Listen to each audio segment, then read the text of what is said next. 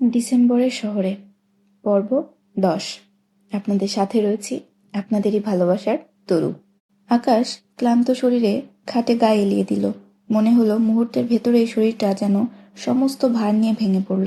বুকের গভীরে জমে থাকা দীর্ঘশ্বাসটা নিঃশব্দে ছেড়ে দিল সে। নীরব নিস্তব্ধ এক দীর্ঘশ্বাস। আজ সকালেই সে বাসায় এসেছে, বহুদিন পর।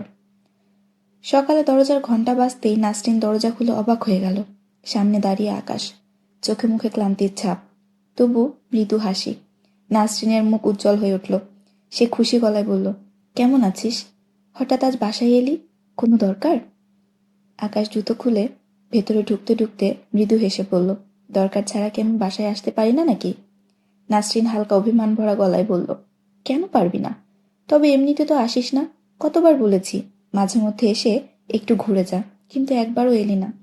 আকাশ মায়ের দিকে তাকিয়ে নরম গলায় বলল, তোমাকে মনে পড়ছিল, তাই আজ চলে এলাম। তোমার হাতের রান্না অনেক দিন খাইনি, ভীষণ মিস করছিলাম। নাসরিনের চোখে আনন্দের ঝিলিক ফুটে উঠল। সে হাসতে হাসতে জিজ্ঞেস করল, বল কি খেতে চাস? চিংড়ি মাছ আছে? হ্যাঁ আছে।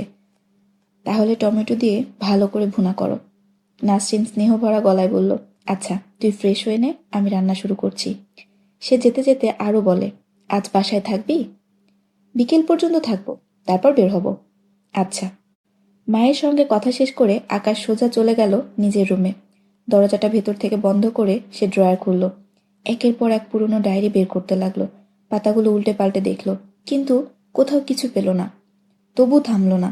ড্রয়ারের ভেতরে থাকা সমস্ত কাগজপত্র, পুরনো চিঠির বাক্স, বই কিছুই বাদ দিল না। কিন্তু না, সে যা খুঁজছে তা কোথাও নেই। তবু সে খুঁজে চলল আলমারি, বুক সেলফ, এমনকি বিছানার নিচেও দেখে নিল। নীলার কোনো চিহ্ন খুঁজে পাওয়া যাবে এমন এক অব্যক্ত আশায় তাকে টেনে এনেছিল এই ঘরে। কিন্তু ধীরে ধীরে হতাশা তাকে ঘিরে ধরেছে। আকাশ ভেবেছিল সে কোনো সূত্র খুঁজে পাবে যা তাকে পুরনো ঘটনা মনে করতে সাহায্য করবে, কিন্তু সে এমন কিছুই পেল না। সে ক্লান্ত হয়ে খাটে গায়ে এলিয়ে দিল। সিলিং ফ্যানের দিকে তাকিয়ে সে নিজেকে বলল, আকাশ, এভাবে অল্পতেই ভেঙে পড়লে চলবে না। ঠিক তখনই দরজায় মৃদু শব্দ। নাসরিন এক হাতে ট্রে নিয়ে রুমে ঢুকলো। পুরো ঘর এলোমেলো দেখে কপালে ভাঁজ ফেলল সে। রুমের কি অবস্থা করেছিস? কি খুঁজছিস? আকাশ কিছুটা লজ্জা মিশ্রিত স্বরে বলল, পুরনো জিনিসপত্র একটু বের করে দেখছিলাম। এভাবে কেউ দেখে নাকি? সব অগোছালো করে ফেলেছিস। আমি আবার গুছিয়ে রাখবো, তুমি চিন্তা করো না। এনে তোর পছন্দের রং চা করে এনেছি, ভাবলাম আগে এক কাপ চা করে দেই।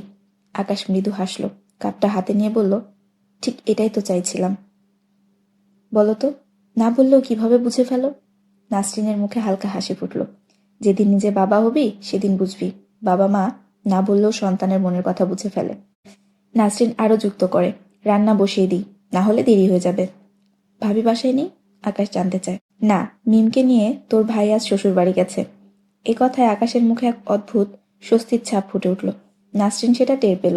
মনে হচ্ছে তুই খুশি হয়েছিস? তুমি তো সব জানো। হ্যাঁ, নাসরিন হতাশ হয়ে বলল। সে আরও যুক্ত করে, এই বয়সে এসেও তোদের এসব ঝগড়া, অভিমান সবকিছু এখন আমার কাঁধে এসে পড়েছে। আকাশ নীরব হয়ে গেল। কোনো উত্তর তার কাছে নেই। সে মাথা নিচু করে শুধু দাঁড়িয়ে থাকলো। অতীতের কোনো কথা এখন সে মনে আনতে চায় না। নাসরিন ধীরে ধীরে বলে উঠল, আচ্ছা তুই তোর কাজ কর, আমি রান্নাঘরে যাই, আর কোনো কিছু দরকার হলে আমাকে ডাকিস। নাসরিন যেন বুঝতে পারে আকাশ আগের কোনো বিষয় নিয়ে কথা বলতে চায় না। আকাশ আবারও খুঁজতে শুরু করলো। বুকসেলফ থেকে নামানো বইগুলোর প্রতিটা পৃষ্ঠা সে মনোযোগ দিয়ে উল্টে পাল্টে দেখছে। প্রতিটি পাতায় তার চোখ থেমে থেমে খুঁজছে। কোনো চিহ্ন, কোনো শব্দ, কোনো ইঙ্গিত, যেন অতীতের এক টুকরো ছায়া কোথাও লুকিয়ে আছে, আর সে তা ধরতে চায়। হঠাৎ একটা বইয়ের পাতার ফাঁক থেকে বেরিয়ে এলো ছোট্ট এক টুকরো কাগজ। আকাশ কাগজটা সাবধানে খুলল। তার চোখে পড়ল কয়েকটা লেখা শব্দ। মানুষ যা চায় অধিকাংশ সময় সে তা পায় না, কিন্তু তোমাকে পাবো না ভাবলেই আমার চোখের কোণে জল টলমল করে। তুমি আমার মৃত্যু চেয়েও, তবু কখনো দূরত্ব চেয়েও না। শেষ দুই লাইন পড়ে আকাশ থমকে গেল। হঠাৎ ভারী হয়ে উঠল বুকের ভেতরটা। একটা মানুষ কত গভীর ভালোবাসলে এমন কথা লিখতে পারে? সে নিজের মনেই প্রশ্ন করল, মৃত্যুর চেয়েও যার কাছে দূরত্ব বেশি কষ্টের, সেই কি নিজেই দূরে সরে গেল, নাকি আমি দূরত্ব বাড়িয়েছি? ভাবনার ভারে আকাশের বুকটা টনটন করতে লাগলো। সে চোখ বন্ধ করলো, কিন্তু তবুও সেই শব্দগুলো কানে বাজতে লাগলো। তুমি আমার মৃত্যু চেয়েও তবু কখনো দূরত্ব চেয়েও না। সে আর ভাবতে চায় না, তবুও ভাবনা যেন তাকে ছাড়ে না। তাকে থামানোর সেই সাধ্য তার নেই। একসময় আকাশ পুরনো জিনিসপত্র গুছিয়ে রেখে গোসল করতে গেল। ঠান্ডা পানি শরীরে পড়তেই যেন এক মুহূর্তের জন্য হালকা হয়ে গেল মাথাটা। গোসল শেষে এসে সে বসলো মায়ের হাতে রান্না খেতে। টেবিলে আছে চিংড়ি ভুনা, হাঁসের মাংস আর ডাল। গত কিছুদিন ধরে সে প্রায় ঠিকমতো খায়নি। কখনো শুধু ভর্তা, কখনো হোটেলের নিরামিষ খাবার, কিন্তু কোথাও তৃপ্তি ছিল না। আজ দীর্ঘদিন পর মায়ের হাতের খাবার খেয়ে সে এক নিঃশ্বাসে বলল, আহ, আজ সত্যি তৃপ্তি পেলাম। নাসরিন হেসে জিজ্ঞেস করলো, রান্না কেমন হয়েছে? আকাশ মুখ ভরা হাসি নিয়ে বলল, তোমার হাতের রান্না পৃথিবীর সেরা। এত প্রশংসা করতে হবে না। নাসরিন মৃদু হাসল। না মা, সত্যি বলছি, দেখো না আজ বেশি খেয়ে ফেলেছি। নাসরিনের মুখ উজ্জ্বল হয়ে উঠল সন্তানের এই প্রশংসায়। সে বলল, গতকাল বাবলুকে দিয়ে দই আনিয়েছিলাম, তুই বস, আমি নিয়ে আসছি। ও কই, একবারও তো দেখলাম না। সকালে বেরিয়েছে, কে জানে কোথায় গেছে। আজকাল ও কি করে, পড়াশোনা ঠিকমতো করছে? নাসরিন দীর্ঘশ্বাস ফেলে বলল, তোকে ছাড়া আর কারো কথা কবে শুনেছে? তুই যাবার পর কি করে না করে তা জানি না। আমার বয়স হয়েছে, এখন আর এত দিকে খেয়াল রাখতে পারি না। আচ্ছা, আজ বাসায় ফিরুক, যা বলার আমি বলে যাব। দেখ, যদি বাসায় আসে। যদি বাসায় আসে মানে? সকালে বলে যায় ক্লাস আছে, তারপর প্রাইভেট, কিন্তু বাইরে গিয়ে কি করে কে জানে। সেদিন এক স্যার ফোন করে জানালো সে নাকি এখন আর ঠিকমতো পড়তেও যায় না। আকাশ কিছুক্ষণ চুপ করে থাকলো, তারপর দৃঢ় স্বরে বলল, আচ্ছা মা, তুমি চিন্তা করো না, আমি দেখি কি করা যায়। আকাশ বিকেলের দিকে বের হলো। প্রথমে এসে বাবলুর কর্মকাণ্ডের খোঁজ নিতে শুরু করলো। একে একে পরিচিত জায়গাগুলোতে খোঁজ নিয়ে জানতে পারলো বাবলু আজকাল স্কুলে যায় না, প্রাইভেট ক্লাসেও অনুপস্থিত থাকে প্রায়ই। এ খবর শুনে আকাশের মুখ গম্ভীর হয়ে উঠল। সে কোনো কথা না বলে সোজা চলে গেল বাবলুর পুরনো এলাকায়, যেখানে সে বড় হয়েছে। সেখানে গিয়ে খোঁজাখুঁজি করে অবশেষে তাকে পাওয়া গেল খেলার মাঠে। সে ক্রিকেট খেলছে। আকাশ ভাইকে এখানে আকস্মিক দেখে বাবলু হকচকিয়ে যায়। সে একবার ভাবে পালাবে, কিন্তু সেই চিন্তা ঝেড়ে ফেলে সে অপরাধীর মতো আকাশের সামনে এসে দাঁড়ায়। সে মাথা নিচু করে বলে, আমি আর এমন করব না ভাই, এবারের মতো আমাকে মাফ করে দাও। সে ধীরে ধীরে বলে, যাতে ভুল করেও অশুদ্ধভাবে বলে না ফেলে। আকাশ ঠান্ডা মাথায় বলে, কি খেতে চাস? বাবলু ভেবেছিল আকাশ বকাঝকা করবে, কিন্তু আকাশের এমন শান্ত নরম ব্যবহারে সে আরো বিভ্রান্ত হয়ে গেল। ভয়টা যেন আরো গভীর হয়ে তার ভেতরে জমে গেল। আকাশ আবারও বলে, কি হলো, চুপ করে আছিস কেন? আমি আর স্কুল ফাঁকি দেব না ভাই, প্রতিদিন প্রাইভেটে যাব। আমি কি জিজ্ঞেস করেছি আর তুই কি বলছিস? সত্যি আমরা খেতে যাব? হ্যাঁ, আজ যা যা খেতে চাস সব খাওয়াবো। খাওয়ার পরে আমাকে বকবে না তো? কথাটা বাবলুর মুখ থেকে বের হয়ে যায়। হুম। বাবলু এক মুহূর্তে খুশি হয়ে যায়, কিন্তু তবুও একটা ভয় তার মনের এক কোণায় থেকে যায়। আকাশকে ভীষণ ভয় পায় বাবলু। কেন যে ভয় পায় তা সে নিজেও ঠিক জানে না। হয়তো অতিরিক্ত ভালোবাসার কারণে এমনটা হয়। ভালোবাসার মানুষকে মানুষ ভয় পায়, যেন সে ছেড়ে না যায়, যেন সে দূরে ঠেলে না দেয়। এই ভয় বিভিন্ন রকম, যা সম্পর্কের উপর নির্ভর করে। সারা বিকেল বাবলু ঘুরে বেড়ালো আকাশের সঙ্গে ঢাকা শহর জুড়ে। বাবলু যা যা খেতে চেয়েছে, যেখানে যেতে বলেছে, আকাশ কোনো কিছুতেই না করেনি। আজ সে একদমই রাগ দেখায়নি, কোনো শাসনও করেনি। বাবলু অবাক হলেও ভেতর ভেতর খুশি হয়েছে। রাত তখন প্রায় 9টা। বাড়ি ফেরার পথে আকাশ হঠাৎ থেমে গেল। কণ্ঠটা একটু নিচু করে বলল, বাবলু। হুম। বাবলু উত্তর দিল, তুই জানিস তোর বাবাকে? এ কেমন কথা ভাই? আমি কেন জানবো না? আমি সত্যিকারের বাবার কথা বলছি। মিথ্যা মিথ্যা বাবা হয়? বাবলু হেসে বলল, কিন্তু আকাশের গম্ভীর মুখ দেখে থেমে গেল। হেয়ালি করিস না, আমি কিন্তু সিরিয়াস। বাবলুর চোখের ভেতর একটু কেঁপে উঠল কিছু। কণ্ঠটা বদলে গেল, আরো নরম হয়ে গেল। আকাশ ভাই, তোমাকে একটা কথা বলবো? হুম। আমি জানি আমার সত্যিকারের বাবাকে। কিভাবে জানিস? বাবলু কিছুক্ষণ চুপ করে থাকলো, তারপর আস্তে আস্তে বলতে শুরু করলো, আমার মা অনেক অসুস্থ হয়ে মারা যায়। শেষের দিকে মায়ের কখন হুঁশ থাকতো আর কখন থাকতো না আমি বুঝতে পারতাম না, কিন্তু ঘোরের মধ্যে মা প্রায়ই একা একা কথা বলতো। প্রথমে আমি কিছুই বুঝতাম না, ভেবেছিলাম মায়ের উল্টাপাল্টা বকবকানি, কিন্তু একসময় মায়ের কথা বোঝা শুরু করি। ধীরে ধীরে সব পরিষ্কার হয়ে যায়। বাবলু একটু থেমে নিল, তারপর নিচু স্বরে বলল, আমি জন্মের পর বাবাকে কখনো দেখিনি। সবার বাবা আছে, কিন্তু আমার নেই। তখন খুব মন খারাপ হতো। বাবাকে দেখতে, কথা বলতে ইচ্ছে করতো। যখন খুব বেশি মনে পড়তো, মাকে জিজ্ঞেস করতাম, আমার বাবা কোথায়? মা সবসময় পাশ কাটিয়ে যেত, বলতো, বড় হয়ে জানবি। কিন্তু বড় হওয়ার পরও মা কিছু বলেনি। আমি জেদ ধরতাম, মা রেগে যেত। যত জেদ ধরতাম মা তত বেশি আমাকে মারতো। তারপর কেঁদে ফেলতো একা একাই। তখন হয়তো ভয় পেয়েছিলাম, অথবা মায়ের কান্না দেখে আমি চুপ করে যেতাম। এরপর আর কখনো বাবার কথা মুখে তুলি নাই। বাবলু গভীর এক দীর্ঘশ্বাস ফেলল। সজ্ঞানে থাকা অবস্থায় মা কখনো ভুলেও বাবার কথা বলেনি, যেন সেই নাম উচ্চারণ করাটাই তার কাছে পাপ ছিল। আকাশ অনেকক্ষণ চুপ করে থাকলো। তার চোখের কোণে কেমন যেন কুয়াশা জমে গেল। কোনো কথা না বলে সে বাবলুকে বুকে টেনে নিল শক্ত করে। আকাশের বুকের উষ্ণতায় বাবলুর বুকের বাঁধন খুলে গেল। সে কাঁদতে শুরু করলো, নিঃশব্দ, থেমে থেমে, তবুও গভীর কষ্টে ভেজা কণ্ঠ। আর আকাশ শুধু তার মাথায় হাত রাখলো, কিছু বলল না, শুধু অনুভব করলো বাবলুর প্রতিটা অশ্রু যেন তার নিজের হৃদয়ে গড়িয়ে পড়ছে। বাবলুকে বাসায় পৌঁছে দিয়ে আকাশ চলে যাবার আগে বাবলু বলল, মায়ের পরে যদি কেউ আমাকে ভালোবাসে সেটা একমাত্র তুমি আকাশ ভাই। আমাকে কেউ কখনো এত আদর করেনি, আমাকে বুঝেনি। বাবা ছিল না বলে এলাকার সবাই নানা কথা বলতো, অপমান করতো, মাকে নিয়ে খারাপ খারাপ কথা বলতো। আমার তখন ভীষণ কষ্ট হতো, ভীষণ। বড় ভাইয়ের একটা কথা রাখবি? বাবলু মাথা নেড়ে সম্মতি দেয়। পৃথিবীতে সবাই একা। আজ যারা আছে কাল তারা থাকবে তার কোনো নিশ্চয়তা নেই। তাই সবসময় তোকে বলি, ভালো করে পড়াশোনা করতে, ভালো মানুষ হতে। মানুষ সবাই হয়, কিন্তু ভালো মানুষ সবাই হতে পারে না। আকাশ এইটুক বলে একটু থামে। আমাকে কথা দে, আজ থেকে তুই ভালো হয়ে থাকবি, ঠিকঠাক পড়াশোনা করবি, আর চেষ্টা করবি ভালো মানুষ হবার। আমি কথা দিলাম, আমি ভালো হয়ে থাকবো। আরেকটা কথা, মাকে দেখে রাখিস, বয়স হয়েছে। এদিকে আমিও বাসায় থাকি না, যদি কোনো সমস্যা হয় সঙ্গে সঙ্গে আমাকে জানাবি। আচ্ছা। আবারও এভাবে বলছিস? মুখ দিয়ে বের হয়ে গেছে। আচ্ছা, সমস্যা নেই। আর শোন, মা যদি কোনো কথা বলে তাহলে শুনবি, বেয়াদবি করবি না। করুম না বেয়াদবি। আপনি আজ বাসায় যাইবেন না? হুম। বাবলু আবারও আগের মতো করে কথা বললেও আকাশ এবার কিছুই বলল না। ভাইজান। আকাশ চলে যাবার আগে বাবলু আবারও ডাকলো, হ্যাঁ বল। তুমি চিন্তা করো না, আমি আর ছোট নাই। আম্মাকে আমি দেখে রাখবো। তোমার আম্মা মানে আমারও আম্মা, তাই না?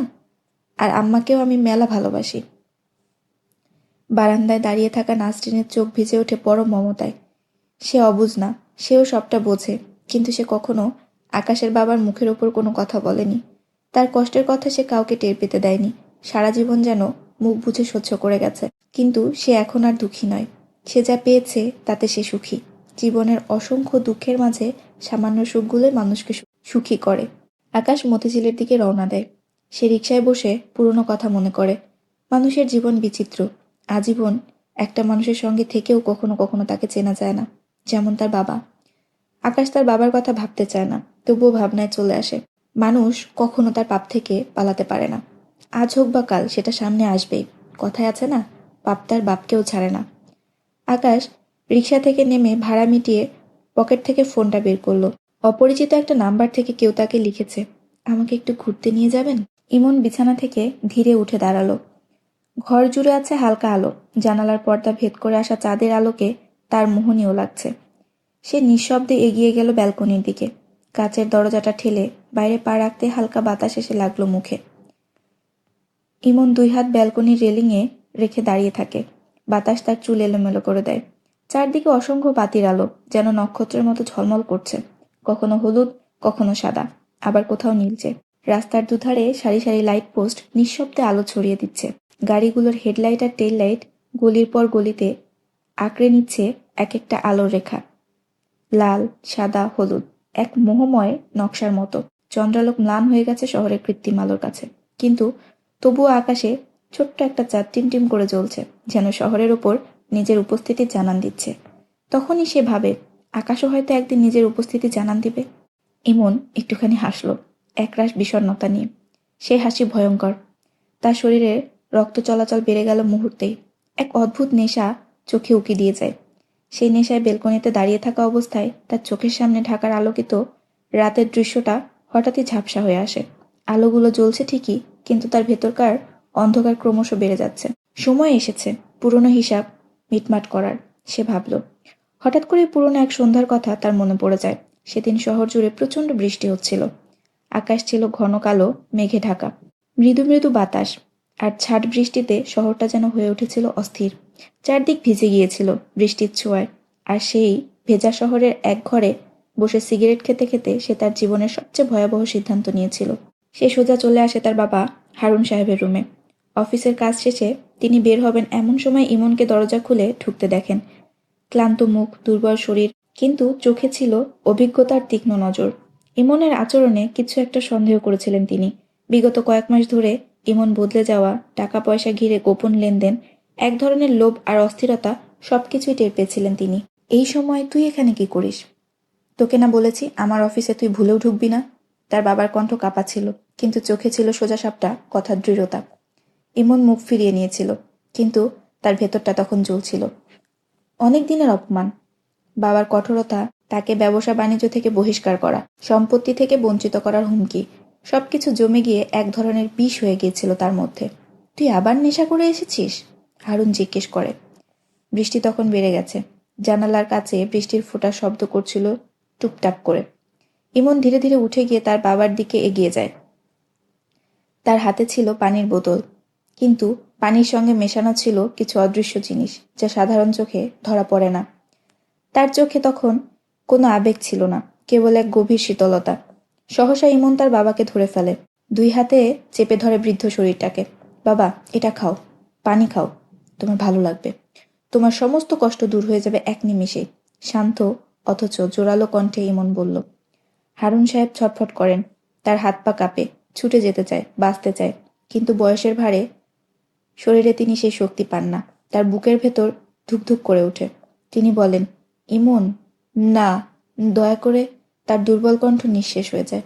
তিনি তার ছেলের কাছে প্রাণ ভিক্ষা চান, কিন্তু ইমন থামে না। শক্ত হাতে বাবার চিবুকটা চেপে ধরে বোতলটা ঠেলে দেয় তার মুখে, জোর করে পানি খাইয়ে দেয়। কিন্তু তার বাবা ঢোক গেলে না দেখে তার সমস্ত শক্তি দিয়ে মুখ চেপে ধরে। হারুন সাহেবের গলায় সেই পানি গিয়ে আছড়ে পড়ে। হারুন সাহেবের চোখে তখন ভয়ের ছায়া, আকাশ ভাঙা আরতি, কিন্তু ইমন তখন পাথরের মতো। মুখে কোনো অভিব্যক্তি নেই, শুধু তাকিয়ে থাকে নিজের হাতে ধরা বোতলটার দিকে। পানি খাওয়ার কিছুক্ষণের মধ্যেই হারুন সাহেবের শরীর খারাপ হতে শুরু করে। তিনি বুক চেপে ধরেন, দম বন্ধ হয়ে আসছিল তার। ইমন দাঁড়িয়ে সবটা দেখছিল ঠান্ডা নির্লিপ্ত চোখে। একসময় তিনি মাটিতে পড়ে যান। ইমন ধীরে ফোন তোলে, অ্যাম্বুলেন্সে কল করে। সে বাসায় কল দিয়ে জানায় বাবার হার্ট অ্যাটাক হয়েছে। ইমন পকেট থেকে সিগারেটের প্যাকেট বের করে সিগারেট চালায়। অ্যাম্বুলেন্স না আসা পর্যন্ত সে তার বাবার চেয়ারে বসে সিগারেট টানতে টানতে তার সব পরিকল্পনা সাজায়। তার মুখে ফুটে ওঠে হাসি। সেই হাসি বিচ্ছিরি রকমের ভয়ঙ্কর, এক মানুষ খেকো হাসি। চিকিৎসকের রিপোর্ট আসে, হারুন কার্ডিয়াক অ্যারেস্টে মারা গিয়েছে। একজন বাধ্য সন্তানের মতো বাবাকে দাফন করা থেকে শুরু করে সে পরবর্তী সব কাজ সামলে নেয় ইমন। আজ সেই ঘটনার বছর দুয়েক পেরিয়ে গেছে। এখনো মাঝে মধ্যে ইমনের মনে পড়ে যায় সেদিনের সেই সন্ধ্যাটা, সেই ভেজা জানালা, সেই দমবন্ধ রাত, আর সেই ঠান্ডা চোখে বাবাকে মরে যেতে দেখার মুহূর্ত। যতবার তার মনে পড়ে ততবার সে তার মধ্যে এক অদ্ভুত উত্তেজনা টের পায়। অবশ্য এটা তার প্রথম খুন ছিল না, তবুও এটা তার জন্য এক অদ্ভুত রোমাঞ্চকর ঘটনা। ভোর হতে বেশি সময় নেই, ঠান্ডাটাও বেড়েছে।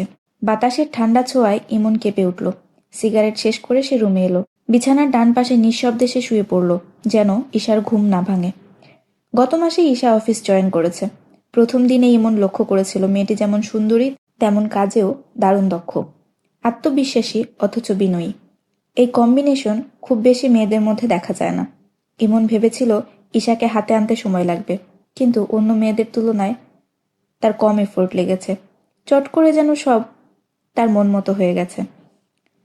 তাকে তেমন কষ্ট করতে হয়নি, অপেক্ষা করতে হয়নি।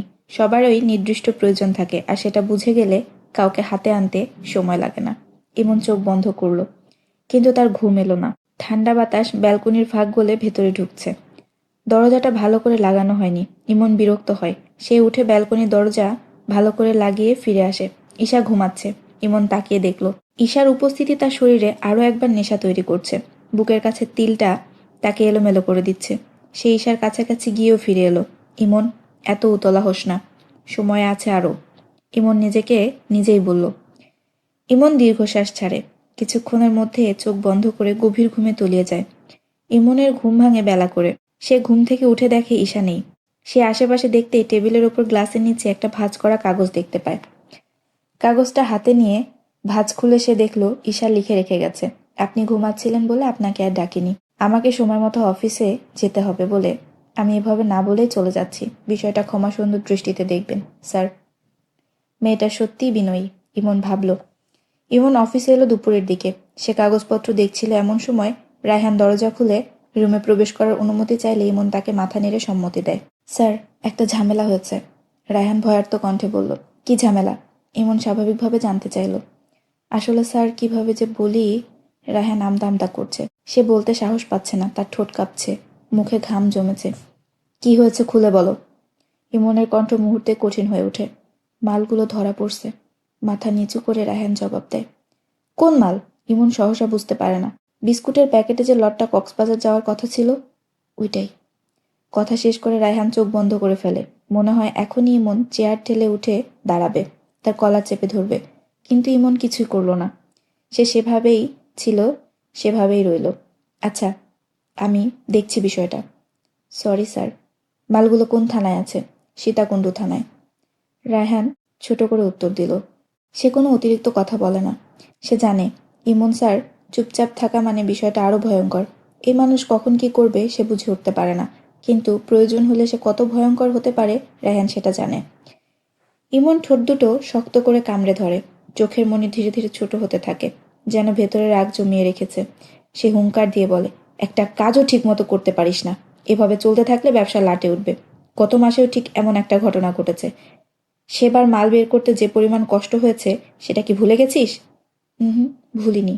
আমার কি মনে হয় জানেন? কি মনে হয়? আমাদের মধ্যে কেউ পুলিশকে তথ্য দিয়েছে। এছাড়া এভাবে ধরা পড়ার সম্ভাবনা নেই। বিশ্বাসঘাতক কেউ থাকলে দ্রুত খুঁজে বের কর। বাকিটা আমি দেখছি। আচ্ছা স্যার। সে চুপ থেকে আবার বলে, সরি স্যার। সরি শুনতে চাচ্ছি না, মেজাজ খারাপ করিস না রায়হান। এখন চোখের সামনে থেকে যা। আচ্ছা স্যার। রায়হান বের হয়ে যাবে ঠিক সেই সময় ইমনের ডাক এসে ফিরে তাকায়। হাতের ইশারায় সে এগিয়ে যায়। সে চুপ থাকে, যেন ইমন গুরুত্বপূর্ণ কিছু বলবে। আকাশের কি খবর? আজকাল কি করছে না করছে আমাকে সব আপডেট দিস। আচ্ছা স্যার। সাবধানে, তোকে যেন আবার চিনতে না পারে। চিনবে না স্যার। আচ্ছা। আর বাবলুর কাজটা কত দূর এগোলো? ভালোই আগাচ্ছিল, কিন্তু ইদানিং বাবলু আসে না। আসে না মানে? জানি না, কিন্তু শুনেছি সেদিন আকাশ ভাই এসে বাবলুকে বাসায় নিয়ে যায়। তারপর থেকে আর বাবলু গ্যাংয়ের আড্ডায় আসে না। তুই কি জানিস তুই একটা কাজও ঠিকঠাক করতে পারিস না? Sorry sir. আবার সরি? ইমন রাগ ধরে রাখতে পারে না। সে ছুটে আসে, কিন্তু শেষ মুহূর্তে সে নিজেকে সংবরণ করে নেয়। সে বলে, আমাকে ভয়ঙ্কর হতে বাধ্য করিস না। যেসব কাজ দিয়েছি সব ঠিকঠাকভাবে করে আমাকে দ্রুত রিপোর্ট দিবি, বুঝেছিস? রায়হান মাথা নেড়ে বুঝায় সে বুঝতে পেরেছে। এখন চোখের সামনে থেকে যা। চোখের সামনে যত থাকবি তত মেজাজ খারাপ হবে। রায়হান বের হয়ে এসে বুক ভরে নিঃশ্বাস নেয়। ভেতরে তার দম বন্ধ হয়ে আসছিল। তার কি কি করতে হবে সে দ্রুত ঠিক করে নেয়। তারপর সে অফিস থেকে বের হয়ে আসে। ইমন চেয়ারে বসে আছে। তখন থেকে সে বিভিন্ন মানুষকে কল দিচ্ছে। 1 কোটি টাকার মাল এভাবে সে জলে ফেলে দিতে পারে না। তাকে যেভাবেই হোক সেগুলো বের করে আনতে হবে। সে চট্টগ্রামের ডিসিকে কয়েকবার কল দিলেও ডিসি কল রিসিভ করছে না। তার বিরক্ত লাগছে। তাকে কেউ উপেক্ষা করলে সে সহ্য করতে পারে না। তার ইচ্ছে করছে এখনই চট্টগ্রাম গিয়ে ডিসির কপালে টিপ বসিয়ে দিতে, কিন্তু সে মাথা গরম করল না। এসব ব্যাপারে যত ঠান্ডা মাথায় কাজ করা যায় তত ঝামেলা কম। সে তার পরিকল্পনা সাজিয়ে নিল। ইমনের দিন ভালো যায়নি। সে ঝামেলাগুলো মিটিয়ে ক্লান্ত হয়ে সন্ধ্যার পর বাসায় ফিরল। গতকাল রাতে কোথায় ছিলি? দরজা খুলে তার মা নাসরিন জিজ্ঞেস করলো। কাজ ছিল, ইমন উত্তর দেয়। কি এমন কাজ যে রাতে বাসায় আসা যায় না? কি এমন কাজ তোমার তা জানতে হবে না। আমাকে এত প্রশ্ন করো না। এত প্রশ্ন কই করলাম, শুধু জানতে চেয়েছি বাসায় কেন আসিসনি। অফিসের কাজ ছিল সেজন্য আসিনি। বৌমা কবে আসবে? ইমনের বাসায় না আসা নিয়ে নাসরিন আর প্রশ্ন করে না। আমি জানি না, আমাকে বলেছে যখন আসতে ইচ্ছে করবে আমাকে জানাবে। তার আগে যেন আমি আনতে না যাই। তোদের মধ্যে কোনো ঝামেলা হয়েছে? কি ঝামেলা হবে? না, আগে তো কখনো বৌমা এতদিন বাপের বাড়িতে গিয়ে থাকেনি, সেজন্য। মা তুমি চিন্তা করো না, আমাদের মধ্যে সব ঠিকঠাক আছে। আমাকে খেতে দাও, ক্ষুধা পেয়েছে। সারাদিন খাওয়া হয়নি। ইমনকে খেতে দিল নাসরিন। ইমনও ফ্রেশ হয়ে খেতে বসলো। ডাক্তার কি বলেছে আমাকে তো জানালি না? কোন বিষয়? ভুলে গেছিস? ও, ইমন ধীরে বলে, বলেছে সন্তান হওয়ায় কারোর কোনো সমস্যা নেই। তাহলে এখন? নাসরিন তার কথা শেষ করতে পারে না। মা আমাকে শান্তিতে একটু খেতে দিবে? তোমাকে কতবার বলবো, আমার এসব কথা বলতে একদমই ভালো লাগে না। যখন হবার তখন এমনিতেই হবে। ইমন রেগে চিৎকার করে বলল। নাসরিন চুপ হয়ে যায়। দিন দিন ইমন তার বাবার মতো হয়ে যাচ্ছে। না, তার বাবার চেয়েও ভয়ঙ্কর হয়ে যাচ্ছে। নাসরিন সবটা বুঝতে পারে, কিন্তু সে কোনো কথা বলে না। তার দায়িত্ব যা সে তা পালন করছে। ছেলে মেয়ে বড় হয়েছে, এখন তারা তাদের ভালো মন্দ নিজেরাই বিচার করবে। নাসরিন ভাবতে থাকে, কিন্তু তবুও তার মন খারাপ হয়।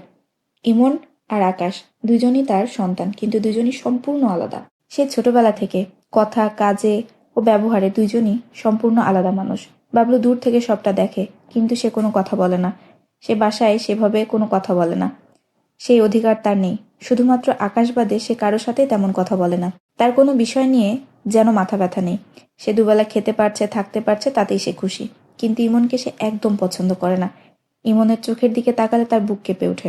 তার মনে হয় মানুষটা চোখ দিয়ে তাকে মেরে ফেলতে চায়। ইমন বাবলুকে ডাকে। বাবলু ভয়ে ভয়ে এগিয়ে আসে। পড়াশোনা কেমন চলছে? ইমন জিজ্ঞেস করে। ভালো, বাবলু উত্তর দেয়। রাতে খেয়েছিস? এখনো খাইনি। চেয়ারে বস, খেয়ে নে। আপনি খান, আমি পরে খাবো। আচ্ছা। ইমন খেয়াল করেছে আকাশকে ভাই বললেও বাবলু তাকে কখনো ভাই বলে না। সে প্রশ্নের উত্তর ছাড়া বাড়তি কোনো কথাও বলে না। বিষয়টা তার পছন্দ নয়। কেউ তাকে অপমান করলে সেটা সে সহ্য করতে পারে না। সময় এলে সব হিসাব ফিরিয়ে দেওয়া হবে। ইমনের মুখে হাসি। ইমন চেয়েছিল বাবলুকে গ্যাংয়ে যুক্ত করে কোনো একটা কেসে ফাঁসিয়ে দিতে, যাতে সে তাকে পুরোপুরি কন্ট্রোল করতে পারে। সব কাজ ভালোই আগাচ্ছিল, কিন্তু আকাশ এসে তার পরিকল্পনায় ব্যাঘাত ঘটালো। হাসিটা মিলিয়ে গেল রাগে। তার চোখে এখন ভয়ঙ্কর রাগ। খাওয়া শেষ করে রুমে যেতেই মিমের কল এলো। ইমন কল রিসিভ করে হ্যালো বলল। মিম ওপাশ থেকে বলল, নতুন মাইয়া পাইছিস তাই না? এই জন্য সারাদিন কল ধরিস না। মুখ সামলে কথা বলো মিম। মুখ না সামলালে কি করবি তুই? ইমনের রাগ চরম পর্যায়ে চলে যায়। সারাদিন ঝামেলা শেষে তার এসব আর সহ্য হয় না। কথা বলিস না কেন? আমি আগেও বলেছি, ওই বিষয়টা একটা ভুল বুঝাবুঝি। আমাকে বুঝাতে আসিস না কোনটা ভুল আর কোনটা ঠিক। আচ্ছা, আমি সরি। তোর সরি তোর কাছেই রাখ, আমাকে আর কল দিবি না। মিম কথা শেষ করে কল কেটে দেয়। ইমন কল দিলেও মিম আর কল রিসিভ করে না। রাগে ইমনের চোখ লাল হয়ে ওঠে। সে ফোন বন্ধ করে রেখে দেয়। এখন তার ঘুমের প্রয়োজন। সে বিছানায় গা এলিয়ে দিতেই ঘুমে তলিয়ে গেল। নীলা আজ শাড়ি পরেছে, আকাশি রঙের শাড়ি। চোখে গাঢ় করে কাজল দিয়েছে, হাত ভর্তি চুড়ি, কপালের ছোট্ট কালো টিপ। সে আয়নার সামনে দাঁড়িয়ে খুঁটিয়ে খুঁটিয়ে নিজেকে দেখছে। চোখের নিচে কালো দাগ, চোখ দেবে গেছে, যেন চোখ দুটো ভীষণ ক্লান্ত। সে চুলে হাত দেয়, ঠিক করে নেয় এলোমেলো চুল। চুল আগের মতো ঘন নেই। আয়নায় তাকিয়ে নিজের প্রতিচ্ছবির দিকে তাকিয়ে সে হেসে ফেলে। একটা নিঃশব্দ হাসি, তাতে কোনো উচ্ছ্বাস নেই, আছে কেবল স্মৃতির গন্ধ। নীলা ভাবে, সময় কেমন পাল্টে দেয় মানুষকে, আর দুঃখের সময় মানুষকে ক্রমশ শূন্য করে দেয়। রক্ত মাংসের শরীরের ভেতর কেবল শূন্যতা বিরাজ করে। সুখের দিনগুলো কেমন করে যেন দ্রুত ফুরিয়ে যায়, কিন্তু দুঃখের সময়টা কেবলই দীর্ঘ মনে হয়। সে আয়নার পাশে রাখা ছোট্ট পারফিউমটা নিয়ে হালকা স্প্রে করে। একটা ঘ্রাণ ছড়িয়ে পড়ে, পুরোনো দিনের মতো। হঠাৎ একটু থেমে যায় সে, চোখ বুজে ফেলে। মনে হয় এই ঘ্রাণের সাথেও তার কোনো স্মৃতি লিপ্টে আছে। নীলা ধীরে ধীরে জানালার পাশে গিয়ে পর্দা সরায়। হালকা বাতাসে পর্দা দুলে ওঠে। তারপর পা বাড়িয়ে এসে দাঁড়ায় ব্যালকনিতে। আকাশি শাড়ির আঁচল বাতাসে নড়ে ওঠে। চুরির শব্দ একটুখানি বেজে ওঠে, আবার থেমে যায়। তার চোখ পড়ে দূরের কোনো ভবনের ছাদে উঠতে থাকা একগুচ্ছ কবুতরের দিকে। তখনই তার জীবনের সবচেয়ে সুন্দর একটা সকালের স্মৃতি ভেসে ওঠে মনে। ডিসেম্বরের কোনো এক সকালে নীলা বেলকনিতে এসে চমকে যায়। সে দেখে রাস্তা একপাশে আকাশ দাঁড়িয়ে আছে। এত সকালে আকাশকে এভাবে দাঁড়িয়ে থাকতে দেখে সে অবাক হয়। রাতে তাকে বাসায় পৌঁছে দিয়ে আকাশ ফিরে যায়। কিন্তু আকাশ কি তাহলে বাসায় ফেরেনি? নীলার মনে প্রশ্ন জাগে। নীলা জিজ্ঞেস করে, তুমি এখানে? আকাশ উত্তরে বলে, কেন, থাকতে পারি না? সেজন্য কি এই সাত সকালে রাস্তায় এভাবে দাঁড়িয়ে থাকবে? রাস্তায় দাঁড়িয়ে থাকা কি বারণ, নাকি তোমার বারান্দার সামনে দাঁড়ানো নিষিদ্ধ? যদি কোনো অপরাধ করে থাকি তাহলে ক্ষমা করে দিও মহামান্য। আকাশ হেয়ালি করে উত্তর দেয়, তার মুখে ক্লান্তির ছাপ। তোমার হেয়ালি রাখো, এবার বলো তুমি এখানে কি করছো? অপেক্ষা করছিলাম। অপেক্ষা? কিসের? তোমার। নীলা অবাক হয়ে তাকিয়ে রইল। কিছুক্ষণ নীরবতার পর মৃদু কণ্ঠে বলল, আমি না এলে? অপেক্ষা করতাম। কত সময়? আজীবন। পৃথিবীতে কেউ কারো জন্য আজীবন অপেক্ষা করতে পারে না। আমি অন্য কারো কথা বলতে পারবো না, তবে দরকার পড়লে আমি তোমার জন্য আজীবন অপেক্ষা করতে পারবো। আজকাল ভালোই কথা শিখেছ। তোমার কল্যাণে। আমার কল্যাণে? হ্যাঁ, তুমি যে বইগুলো দাও সেগুলো পড়ে পড়ে আমিও দিন দিন কবি হয়ে যাচ্ছি। নীলা হাসে। সেই হাসি সকালকে আরো সুন্দর করে তোলে। দূর থেকে ভেসে আসে পাখির কোমল সুর। সকালের শীতের মাঝেও আকাশের মনে হয় নীলার হাসি উষ্ণতা ছড়িয়েছে। তাহলে একটা কবিতা শোনাও। তুমি তাকালেই সূর্য ডুবে যায়, বিকেল নেমে আসে চারপাশে, মৃদু আলোয় ঘাসেরা হাসে, সমুদ্রের উত্তাল ঢেউ থেমে যায়। তুমি চোখ তুলে তাকালেই ডানা মেলে উড়ে যায় পাখি, আধার কেটে যায়, আলো ছড়ায় চারপাশে। তুমি নেই, তবুও তুমি আছো, না থেকেও সবচেয়ে কাছে থাকো। তুমি নেই, তবুও তুমি আছো, না থেকেও সবচেয়ে কাছে থাকো। লাইনটা নীলার ভীষণ পছন্দ হলো। কেউ না থেকেও সবচেয়ে বেশি থাকে তখনই, যখন সে ভালোবাসে। নীলা ভাবতে লাগলো, আকাশ কি তবে তাকে ভালোবাসে? এই প্রশ্নে তার বুকটা কেঁপে ওঠে। সে জড়সড় হয়ে ওঠে। সে তো কবে আকাশকে ভালোবেসে ফেলেছে, কিন্তু আকাশ, সে কেন মুখ ফুটে কিছু বলে না? তবে কি আকাশ এখনো ভালোবাসে? না, নীলা এমন ভাবনাও ভাবতে চায় না। ভালোবাসা যতটা বুঝে নিতে হয় ঠিক ততটাই মুখে বলতেও হয়। ভালোবাসা প্রকাশে আরো বেশি সুন্দর ও মায়াময়। আজ তুমি সকাল সকাল বারান্দায়? নীলাকে চুপ থাকতে দেখে আকাশ জিজ্ঞেস করে। রাতে আমাকে এগিয়ে দেওয়ার পর কেন জানি খুব মন খারাপ লাগছিল, ঘুম আসছিল না, চোখ বন্ধ করলেও অস্থির লাগছিল। তবুও ঘুমানোর চেষ্টা করেছি, কিন্তু ভোরের দিকে ঘুম ভেঙে যায়। তখন থেকে মনে হচ্ছিল কেউ আমাকে ভাবছে, আমাকে মনে করছে। ঘুম না আসায় শেষে বিরক্ত হয়ে বারান্দায় চলে আসি সকাল দেখতে। আকাশ মৃদু হেসে বলল, তোমার ঠিকই মনে হচ্ছিল। এই যে আমি রাত থেকে রাস্তায় দাঁড়িয়ে তোমার অপেক্ষা করছি, তোমাকে ভাবছি, মনে করছি। রাত থেকে? তুমি তো আমাকে পৌঁছে দিয়ে বাসায় গেলে। অর্ধেক পথ গিয়েই ফিরে এসেছি। মানে? তুমি সারা রাত এখানে দাঁড়িয়েছিলে? না, সারা রাত দাঁড়িয়ে থাকা যায় না, মাঝে মধ্যে বসেছি। একটু দূরে একটা চায়ের দোকানেও ছিলাম। মামাকে জোর করে জাগিয়ে রেখেছিলাম। শেষে সে বিরক্ত হয়ে বলল, মামা আমাকে যেতে দিন, রাতে বাসায় না গেলে বউ বটি দিয়ে দৌড়ানি দিবে। আকাশ হাসল, কিন্তু নীলার হাসি পায়নি, বরং সে একটু রাগ করেই বলল, এভাবে সারা রাত দাঁড়িয়ে না থেকে একটা কল দিতে পারতে। আকাশ হেসে বলল, ঘুমকুমারীর ঘুম ভাঙাতে গেলে পুরো এলাকা জেগে যেত। তোমার বাবা মা বারান্দায় চলে আসতো, তবুও কি তুমি জাগতে? আমার ঘুম নিয়ে ঠাট্টা করবে না, আমাকে ফোন দিতেই পারতে। ফোন চেক করে দেখোনি কতবার কল দিয়েছি? নীলা হতবাক হয়ে বলল, আমার ফোনে তো কোনো কল আসেনি। বলতেই মনে পড়ল রাতে ঘুমানোর আগে সে ফোন সাইলেন্ট করে রেখেছিল। একটু থেমে বলল, ফোন সাইলেন্ট ছিল, কিন্তু এভাবে সারা রাত দাঁড়িয়ে থাকার কি মানে? সকালে বলা যেত না? আকাশ শান্তভাবে বলল, হুম, যেত না। কথাটা না বলা পর্যন্ত আমার ভালো লাগছিল না। নীলার চোখে বিস্ময়, কণ্ঠে অস্থিরতা। কি এমন কথা যার জন্য সারা রাত না ঘুমিয়ে দাঁড়িয়ে থাকতে হলো? আকাশ এক মুহূর্ত চুপ করে রইল। তারপর একেবারে সহজ স্থির কণ্ঠে বলল, আমি তোমাকে ভালোবাসি। আকাশের বলা শব্দগুলো একদম সোজা সাপটা, কোনো অলংকার নেই। তার কণ্ঠে এমন এক সরলতা, এমন এক স্থিরতা যা মুহূর্তে নিঃশব্দ করে দেয় চারপাশ। নীলা থমকে যায়, তার চোখের পাপড়ি কাঁপে। তার মনে হয় বাতাস থেমে আছে, পুরো পৃথিবী থেমে যায় তার। নীলা ভাবনা থেকে ফিরে দেখে তার চোখে জল এসে পড়েছে। সেটা চট করে মুছে ফেলে। সে মনে মনে বলল, আমি তো আজও আকাশকে ভালোবাসি, কিন্তু আকাশ কি জানে? নীলা ঘরে ফিরে আসে। সে আবারও আয়নার সামনে দাঁড়ালো। চোখের কাজল লেপটে গেছে। সে টিস্যু দিয়ে চোখের কাজল মুছে ফেলল, কিন্তু পুরোপুরি মুছে যায় না। বুকের মধ্যে রয়ে যাওয়া স্মৃতির মতোই কাজলও থেকে যায় চোখের কার্নিশে। আকাশ দাঁড়িয়ে আছে নীলাদের বাসা থেকে একটু দূরে। নীলাকে কল দিবে কিনা সে বুঝে উঠতে পারছে না। গতকাল রাতে যে মেসেজটা এসেছে সেটা যে নীলা দিয়েছে সেটা বুঝতে তার কোনো অসুবিধা হয়নি। সে ফোন বের করে যেই কল দিতে যাবে ঠিক তখনই সে নীলাকে বারান্দায় দেখতে পায়। সে হেঁটে এগিয়ে যায়। আকাশকে দেখে নীলা হাত ইশারায় তাকে অপেক্ষা করতে বলে রুমে চলে যায়। তড়িঘড়ি করে সে বের হওয়ার প্রস্তুতি নেয়। সে অবশ্য জাহানারাকে আগে থেকেই বলে রেখেছিল আজ সে বের হবে। নীলার কথায় জাহানারা অমত করেনি। সে সুস্থ হবার পরে জাহানারা তার প্রতি আরো নরম হয়েছে। সে যা বলে, যা আবদার করে, জাহানারা তা রাখার চেষ্টা করে।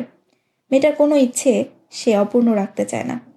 নীলা সকাল থেকে শাড়ি পরে অপেক্ষায় ছিল। সে বারবার বারান্দায় এসে দেখছে আকাশ এসেছে কিনা। অবশেষে আকাশকে দেখে সে নার্ভাস ফিল করছে। তার মনে হচ্ছে সে অগোছালো হয়ে আছে। আয়নার সামনে সে নিজেকে গুছিয়ে নেওয়ার চেষ্টা করে, কিন্তু তার মনে হয় টিপটা ঠিক জায়গায় নেই। চোখে সে আবার কাজল দিয়েছে, তবে এবার কাজল কেমন আঁকাবাঁকা হয়েছে। চুড়িগুলো কেমন ম্যাচিং হচ্ছে না। তার বিরক্ত লাগছে। শেষমেশ রাগ করে সে যেমন ছিল সেভাবে বের হয়ে এলো। আকাশ রাস্তার একধারে পায়চারি করছে। কয়েক সেকেন্ড পরপর সে ঘড়ি দেখছে। সময় যেন এগোচ্ছে না।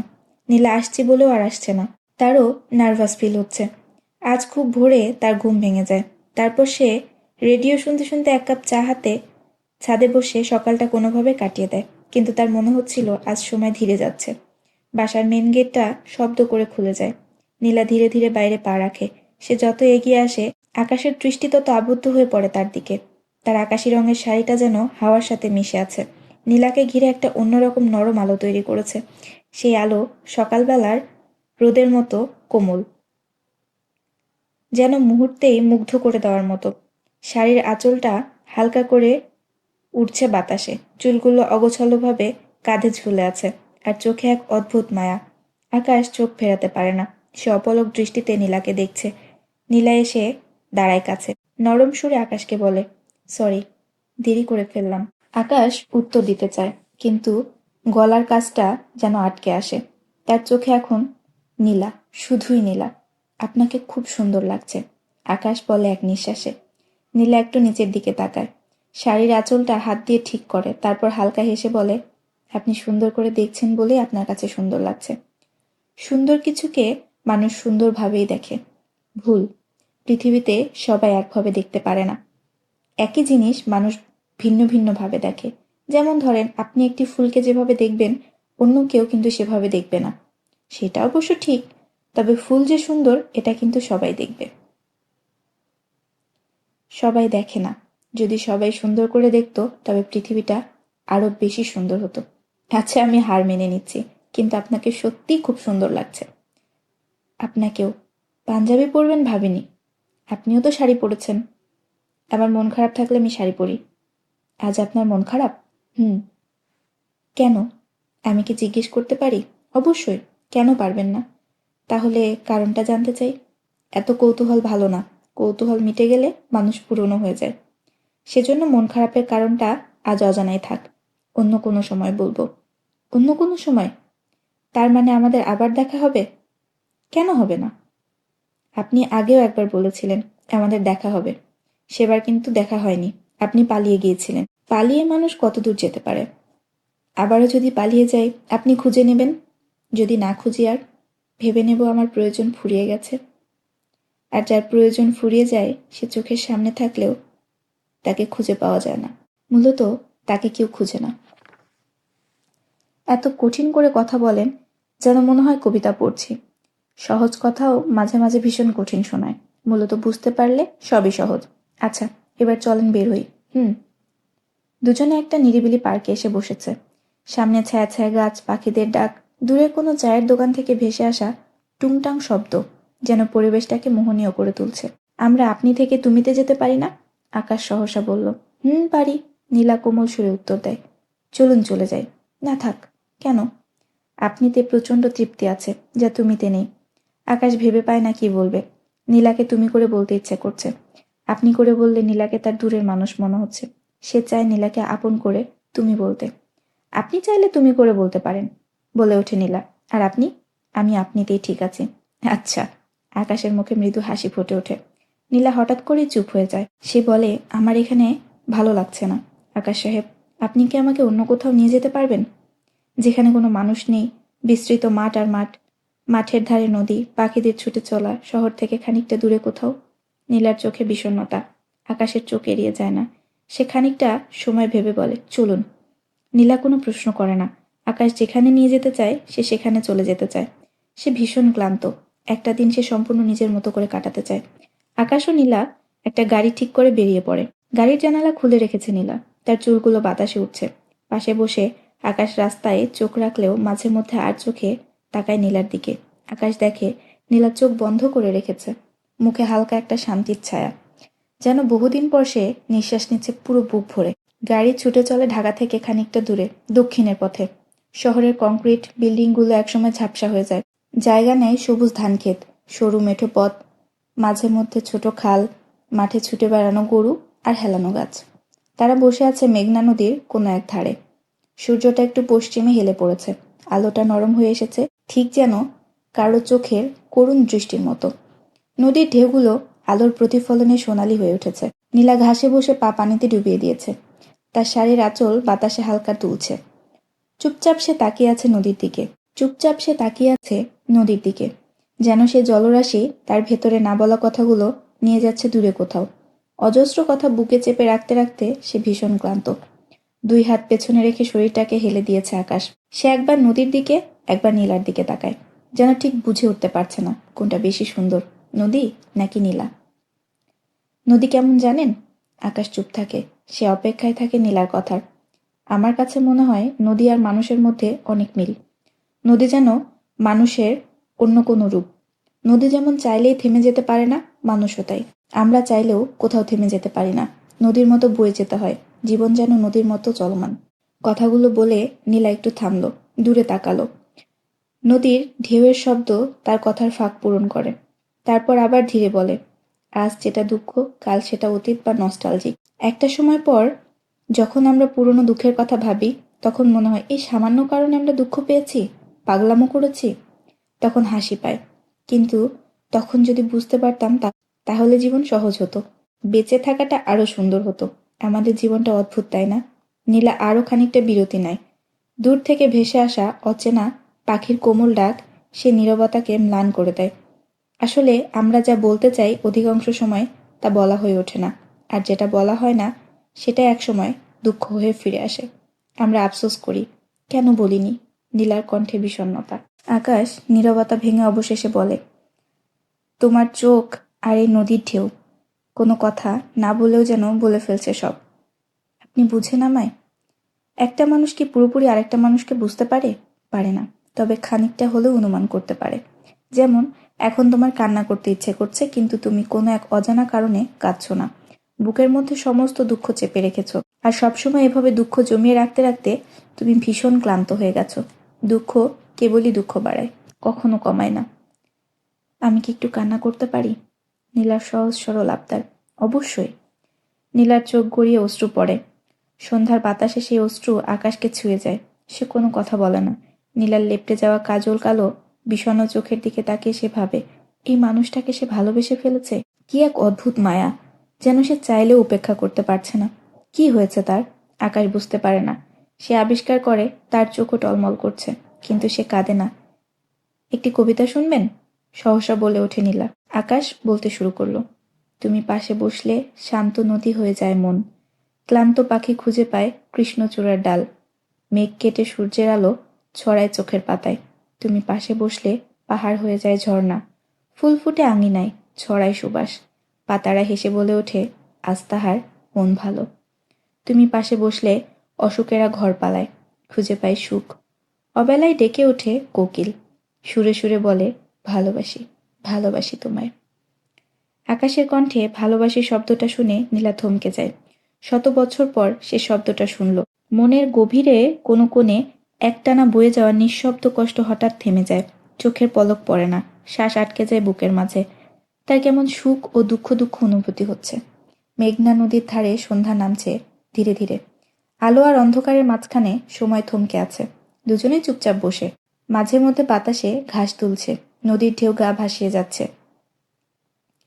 আকাশ কিছুক্ষণ ধরে নীলার দিকে তাকিয়ে আছে নীরবে, গভীরভাবে।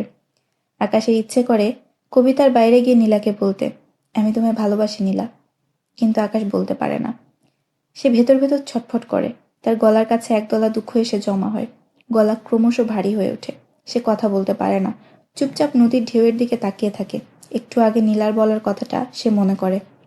আমরা যা বলতে চাই অধিকাংশ সময় তা বলা হয়ে ওঠে না।